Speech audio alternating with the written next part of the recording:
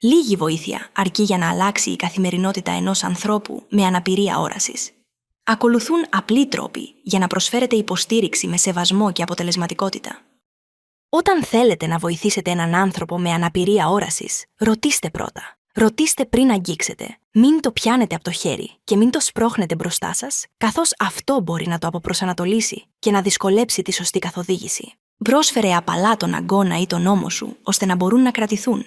Έτσι μπορούν να ακολουθούν τις κινήσεις σου και να νιώθουν ότι έχουν τον έλεγχο της κατεύθυνσής τους. Οι άνθρωποι με αναπηρία όρασης συχνά χαίρονται όταν κάποιος προσφέρεται να βοηθήσει. Αλλά να θυμάσαι πως μπορεί και να μην το χρειάζονται. Αν πουν όχι, απλώς αποδέξου το και μην το πάρεις προσωπικά. Σε χώρους με μέσα μαζικής μεταφοράς, μπορείς να βοηθήσεις ανθρώπους με αναπηρία όρασης, δίνοντάς τους απλές και ξεκάθαρες πληροφορίες. Μην υποθέτεις ότι κάποιος χρειάζεται βοήθεια. Αντί γι' αυτό, πρόσφερε βοήθεια λεκτικά. Πες ποιο λεωφορείο, τραμ ή τρένο πλησιάζει, ποιος είναι ο αριθμός του, προς τα πού κατευθύνεται και σε πόση ώρα φτάνει. Για να βοηθήσεις κάποιον να ανέβει στο λεωφορείο ή στο τρένο, μπορείς να του προσφέρεις τον αγκώνα ή τον ώμο σου, αν θέλει να κρατηθεί. Και καθώς ανεβαίνετε, πες του αν υπάρχουν σκαλοπάτια ή χειρολαβές. Μόλις επιβιβαστείτε, οδηγήστε το άτομο σε μια ελεύθερη θέση, ιδανικά κοντά στην έξοδο. Η διάσχιση του δρόμου δεν είναι πάντα εύκολη, ειδικά σε περιοχές με αυξημένη κυκλοφορία.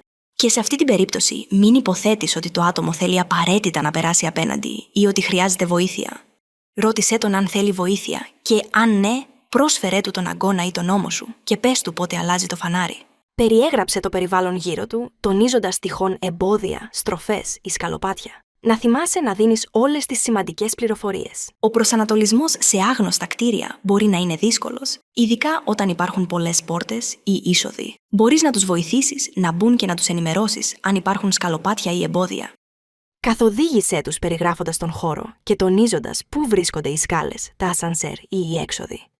Αν το άτομο θέλει να πάει κάπου συγκεκριμένα, μπορείς να προσφερθείς να το συνοδεύσεις μέχρι εκεί ή μέχρι τη ρεσεψιόν, όπου μπορεί να ζητήσει βοήθεια από κάποιον υπάλληλο.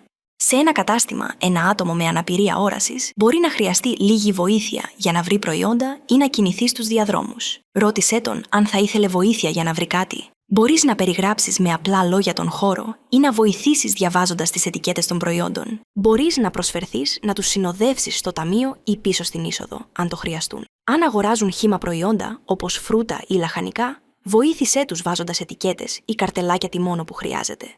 Και αν χρειάζονται βοήθεια με περισσότερα πράγματα, βοήθησέ τους να βρουν έναν υπάλληλο του καταστήματος που μπορεί να τους εξυπηρετήσει στις αγορές τους. Να θυμάσαι, πάντα ρώτα πριν προσφέρεις βοήθεια και σεβάσου την επιλογή του άλλου. Μικρές πράξεις κάνουν μεγάλη διαφορά.